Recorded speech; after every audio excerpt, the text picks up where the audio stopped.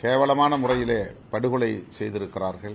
இதனை விடுதலை சிறுத்தைகள் கட்சி மிக வன்மையாக கண்டிக்கிறது. அந்த பயங்கரவாத நடவடிக்கைக்கு, படுகொலைக்கு காரணமானவர்கள் யாராயிருந்தாலும், பின்னணியில் இருப்பவர்கள் யாராயிருந்தாலும் அவர்கள் மீது இந்திய ஒன்றிய அரசு கடும் நடவடிக்கை எடுக்கும் என்று நம்புகிறோம்.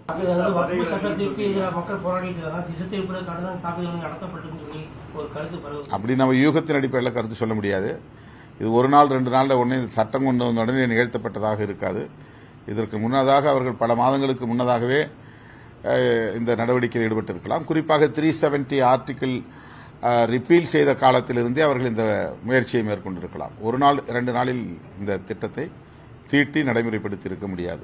அமித்ஷா பதவி விலகணும்னு சொல்லி சொல்றீங்க. கள்ளச்சாராய சாவில் 40 இறந்து போயிட்டாங்க. அப்பதான் நீங்க பதவி விலகணும், முதல்வர் பதவி விலகணும்னு சொல்லலன்னு ஒரு குற்றச்சாட்டு மேல அது ரொம்ப அற்பமான ஒரு அவதூறு. அது இதுக்கும் அதுக்கும் சம்பந்தமே இல்லாம அந்த சம்பவத்துக்கும் கள்ளக்குறிச்சி நடந்த சம்பவத்துக்கும் என்ன மதம் பார்த்துதான் இந்த கொலைகள் நம்ம ஓவைசியே சொல்லிருக்காரு. ஓவைசி மதம் பார்த்துதான் இந்த கொலைகள் தீவிரவாத தாக்குதல் நடத்தப்பட்டது ஓவைசி சொல்றாரு. ஆனா இங்க இருக்கிற எம்பிக்களோ, தமிழக எம்பிக்களோ பிஜேபி மேல இருக்கிற காழ்ப்புணர்ச்சியில இதை மாதிரி மாத்தி சொல்றாங்க. பிஜேபி மேல நமக்கு என்ன காழ்ப்புணர்ச்சி? அவங்க ஒரு பெரிய அரசியல் கட்சி, தேசிய கட்சி, நாட்டை ஆண்டு கொண்டிருக்கிற கட்சி. அவங்களை நாம காழ்ப்புணர்ச்சி கொண்டு என்ன செய்ய முடியும்?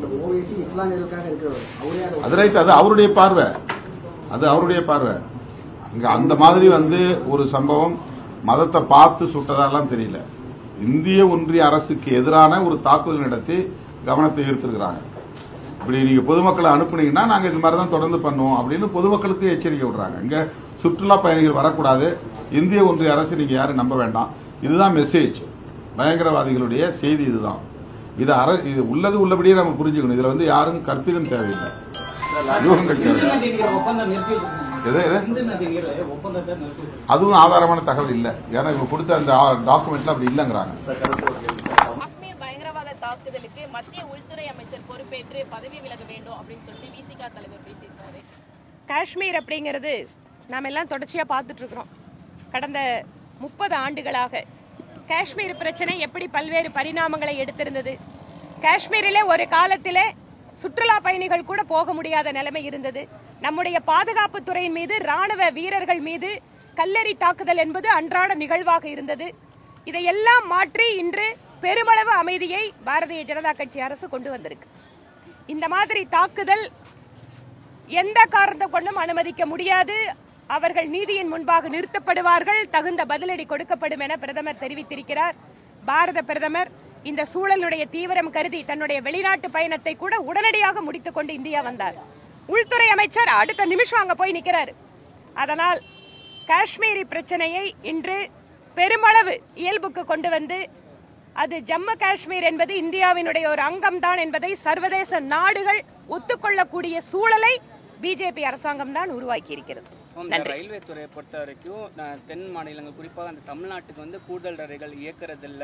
அதில் மத்திய அரசு ஒரு பாராமுகமாக இருக்குதுன்னு சொல்லிட்டு நேற்று மதுரை எம்பி சு வெங்கடேசன் பேசியிருக்காரு. பாராளுமன்றத்திலையும் சரி, வெளியிலேயும் சரி, ரயில்வே துறையில என்னென்னவெல்லாம் நிதி ஒதுக்கப்பட்டிருக்கு. ராமேஸ்வரத்தில் நம்முடைய பிரதமர் நேரடியா மக்களுக்கு உரையாற்றுகின்ற பொழுதே தெரிவித்தார். ரயில்வே திட்டங்களுக்கு கடந்த 10 ஆண்டுகளில் எவ்வளவு நிதி ஒதுக்கப்பட்டிருக்கு, எவ்வளவு புதிய ரயில்கள் கொடுக்கப்பட்டிருக்கு. இதையெல்லாம் எம்பிக்கு தெரியலையா? அதே மாதிரி குறிப்பா அந்த மதுரை தூத்துக்குடி ரயில்வே எல்லாம் மாநில அரசு இடஒதுக்கீடு எல்லாமே செஞ்சும் அதுல மத்திய அரசு அது எதுவும் பண்ணல. மத்திய அமைச்சரை நேரில் பார்த்து பேச சொல்லுங்க. தமிழகம் முழுக்க சூழல் இப்போது மாறிக்கொண்டிருக்கிறது. எங்களுடைய உள்துறை அமைச்சர் திரு அமித்ஷா அவர்கள் சென்னையினுடைய வருகைக்கு பின்பாக தமிழகம் முழுவதுமே அரசியல் மாற்றத்திற்கான ஆதரவும் அதற்கான வேலைகளும் வெகு தீவிரமாக நடைபெற்றுக் கொண்டிருக்கிறது.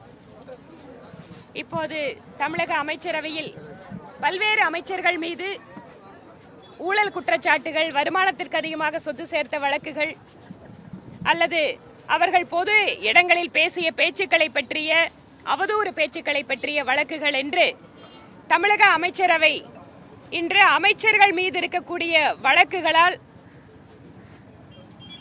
ஒரு மக்கள் எப்படி அந்த அமைச்சரவையை பார்க்கிறார்கள் என்றால், எந்தவித தவறும் செய்கின்றவர்களை அமைச்சர்களாக ஏன் மாநிலத்தினுடைய முதலமைச்சர் வைத்துக் கொண்டிருக்கிறார் அப்படிங்கிற கேள்விதான் எல்லாத்துக்கும் எழுகிறது. ஏனென்றால் உயர்நீதிமன்றம், உச்ச நீதிமன்றம் எல்லாம் நம்முடைய அமைச்சர்களை பற்றி, அவர்களுடைய இன்டெகிரி பற்றி எல்லாம் கேள்வி கேட்டதற்கு பின்பாக கூட மாநிலத்தினுடைய முதலமைச்சர் அவர்களை பாதுகாக்கிறார் என்றால் எப்படி அவர்கள் நேர்மையான ஆட்சியை தர முடியும்?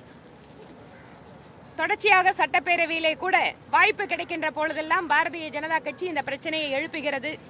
எங்களுக்கு அனுமதி கிடைக்கின்ற போதெல்லாம் எடுத்தும் அதை பேசுகிறோம். ஆனால் இப்போது தமிழகத்தினுடைய அமைச்சரவை என்பது பர்ஃபார்மன்ஸ் அப்படிங்கிற பேஸ்ல ரிப்போர்ட் இல்ல.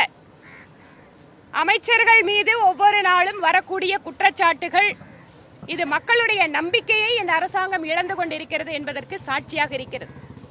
பாரதிய ஜனதா கட்சியினுடைய கோரிக்கை, மாநிலத்தினுடைய முதலமைச்சர் எந்த ஒரு ஊழல் குற்றச்சாட்டிற்கு ஆளாக இருக்கக்கூடிய அமைச்சர்களை அமைச்சரவையில் வைத்திருக்க கூடாது. திராவிட மாடல் இந்தியாவிற்கே வழிகாட்டக்கூடிய மாடல் என்றால் உங்கள் திராவிட மாடல் அரசாங்கத்தில் ஏன் இத்தனை அமைச்சர்கள் ஊழல் குற்றச்சாட்டுக்கு உட்பட்ட அமைச்சர்கள் அங்கு இருக்கிறார்கள்? மாநிலத்தினுடைய முதலமைச்சர் உண்மையாகவே வெளிப்படைத்தன்மையோடு நேர்மையான ஆட்சியை கொடுக்கிறார் என்றால், ஏற்கனவே எங்களோட கோரிக்கை இருக்குது, அமைச்சர் பொன்முடி அவர்களை நீக்க வேண்டும்.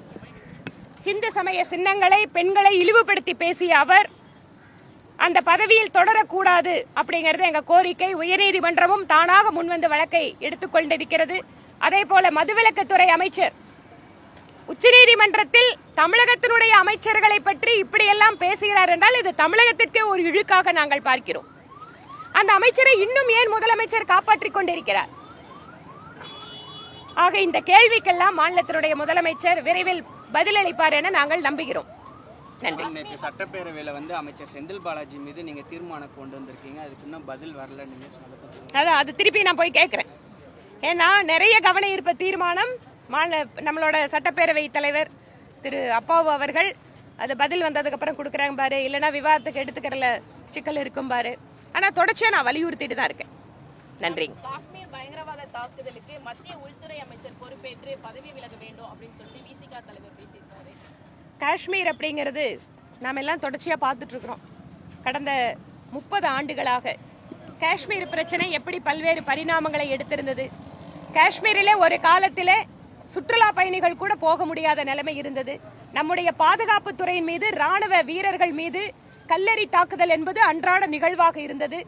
இதையெல்லாம் மாற்றி இன்று பெருமளவு அமைதியை பாரதிய ஜனதா கட்சி அரசு கொண்டு வந்திருக்கு. இந்த மாதிரி தாக்குதல் எந்த காரணத்தை கொண்டும் அனுமதிக்க முடியாது. அவர்கள் நீதியின் முன்பாக நிறுத்தப்படுவார்கள், தகுந்த பதிலடி கொடுக்கப்படும் என பிரதமர் தெரிவித்திருக்கிறார்.